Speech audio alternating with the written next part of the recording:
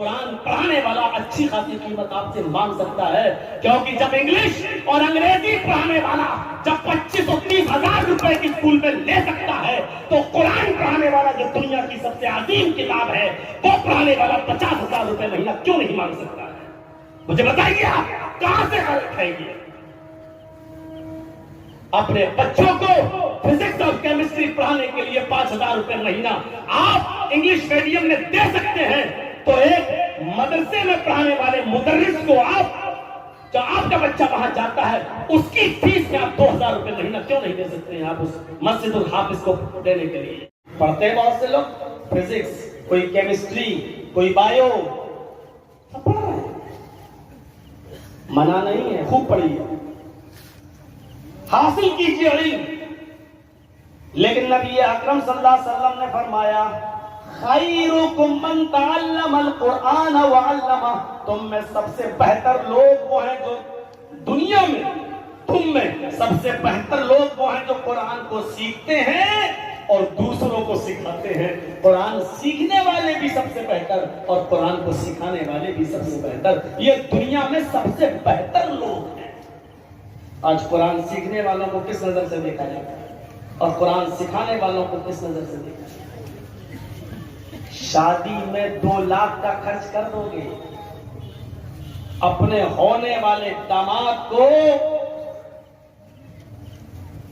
Bike دے دو گے، یاما دے دو گے، Pulsar دے دو گے، لیکن جس مولوی نے نکاح پڑھایا ہے اور جس کے قرآن کی آیتوں کے پڑھنے سے آپ کی بیٹی اس پر حلال ہوئی ہے، اس کو آپ 500 روپیہ ٹکا کے بھیجتے ہو، شرم آنی چاہیے۔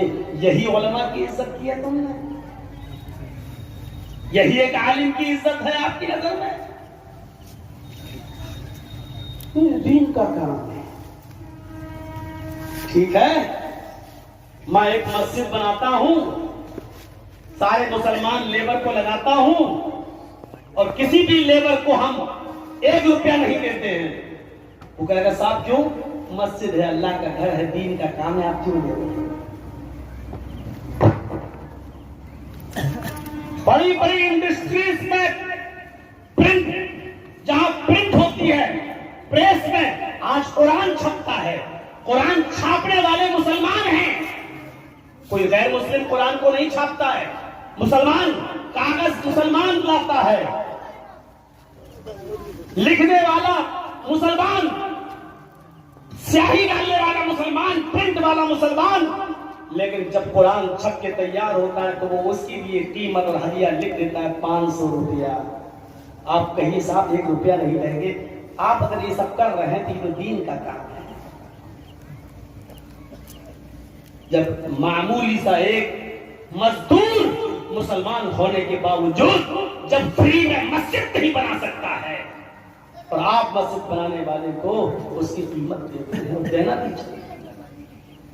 جب اللہ کے نبی مدینہ میں پہنچے اور مسجد نبوی کی بنیاد ڈالی، مسجد نبوی بن کر تیار، تو 2 یتیم بچے تھے جن کی زمین تھی۔ اللہ کے نبی صلی اللہ علیہ وسلم نے فرمایا آئے یتیم بچوں یہ زمین بیچ دو، ہمیں دے دو تاکہ اس کو ہم مسجد نبوی کے اندر تھوڑا سا بڑا کرنا ہے، نمازی بڑھ گئے ہیں، مسلمان اسلام لانے والے بڑھ رہے ہیں، اس لیے مسجد کو بڑھا دیں ہم۔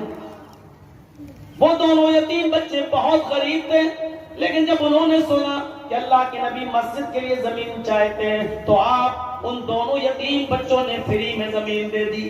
اے اللہ کے رسول، اس مسجد کے لیے ہم فری میں اپنی زمین دینے کے لیے تیار ہیں۔ دونوں بھائی تھے۔ اللہ کے نبی نے فرمایا نہیں، تمہیں اس زمین کی قیمت لینا پڑے گی۔ انہوں نے کہا اللہ کے رسول کیا ہم ثواب لینے کا حق نہیں رکھتے؟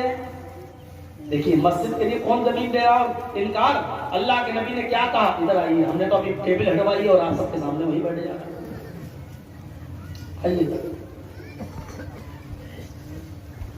نہیں ٹھیک ہے، لیکن لوگوں کو وہاں سامنے دیں۔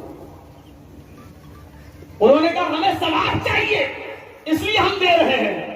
اللہ کے نبی نے فرمایا نہیں، تمہیں اس کی قیمت لینا پڑے گی۔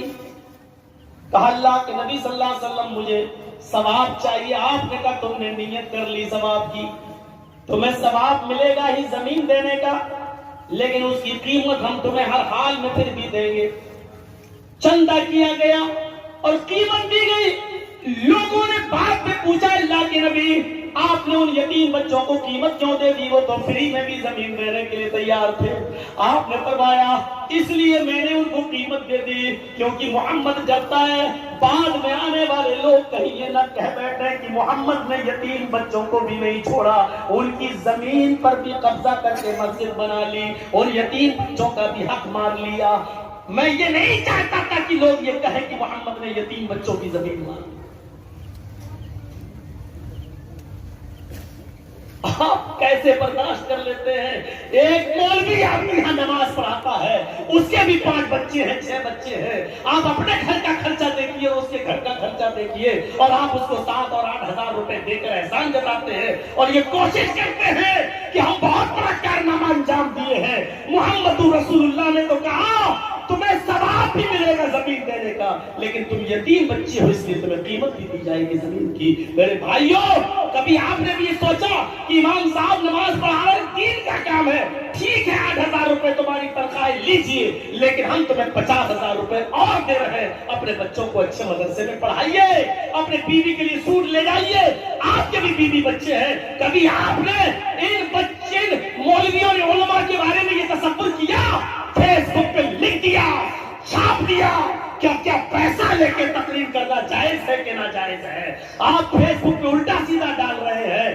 2 مسئلے یاد کر لیجئے، ایک ہوتا ہے دین کا کام کرنا اور ایک ہوتا ہے دین کا کام کروانا۔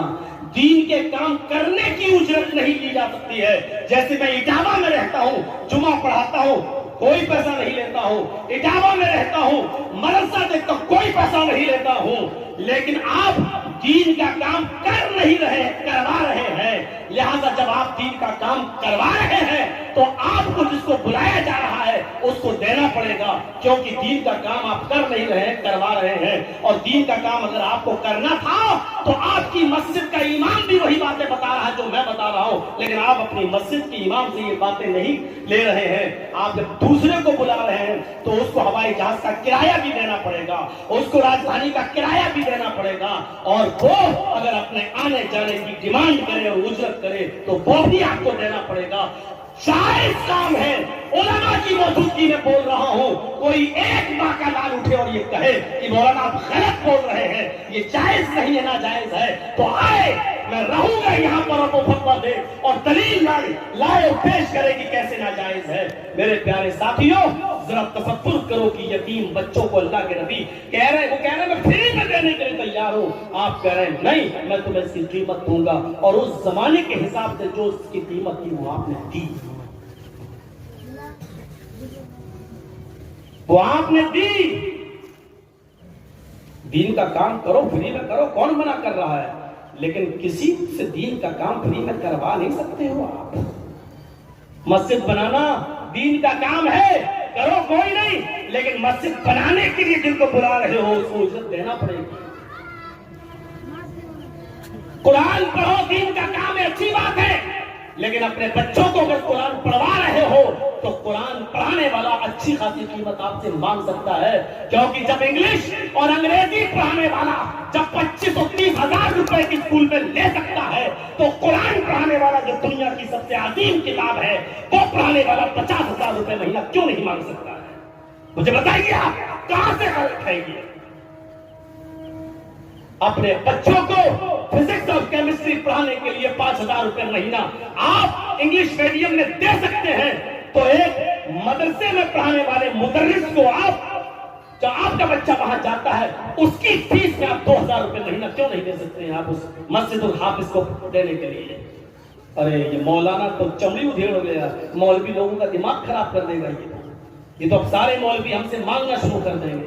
مولویوں کو دبا کر مت رکھو، یہ قوم کا سرمایہ ہے، قوم کا اثاثہ ہے۔